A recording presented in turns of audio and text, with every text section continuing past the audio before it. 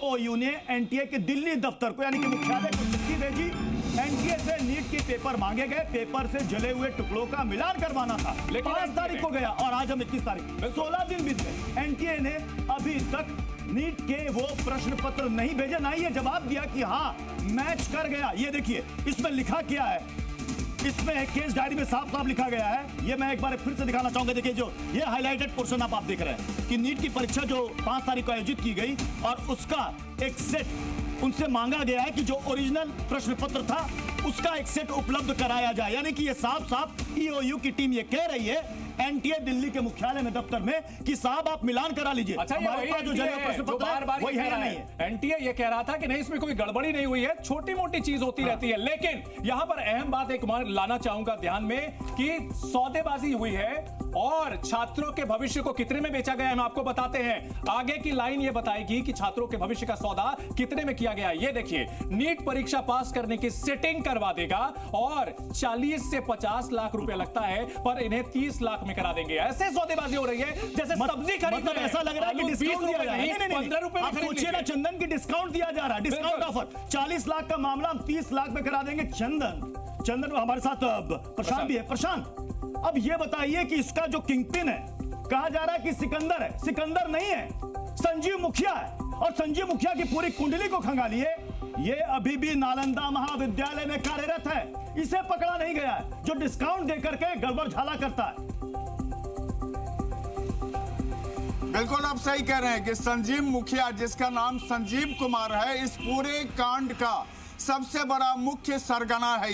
ये मास्टरमाइंड है और इसके मास्टरमाइंड में और वहां जितने लोग हैं जिसमें चिंटू है, पिंटू है, अमित आनंद है, नीतीश कुमार है, ये सारे लोग हैं। सारे लोग इसके साथ मिलकर के ये देखिए आपको मैं बता रहा हूं कि ये केस डायरी जो है इसमें 150424 केस। प्रशांत एक बात और गौर कीजिएगा, पर देखिए लिखा हुआ है जितने भी लोग पकड़े गए चाहे अनुराग हो, आयुष हो, अमित आनंद हो, चिंटू हो, पिंटू हो, सब कह रहा है कि संजीव और संजीव का बेटा शिव जो कि जेल में ऑलरेडी बंद है, सबका नाम आ रहा है। यानी कि एक बात तो साफ है कि इशारा कहीं ना कहीं जा रहा है संजीव मुखिया पर जो अग्रिम जमानत के लिए। बिल्कुल, और इन सब के बीच बड़ा सवाल यह भी है, रविंद्र हमारे साथ जुड़ चुके हैं। रविंद्र, क्या इतना सबूत काफी नहीं है? बिहार सरकार की, बिहार पुलिस की ईओयू ने साफ साफ कहा है कि पेपर जो है चेन ऑफ इंटीग्रिटी भंग हुई है, पेपर लीक हुआ है, पहले पन्ने में लिखा हुआ है। क्या इतना सबूत काफी नहीं है कि एनटीए के ऊपर कार्रवाई करे? और दूसरी बात,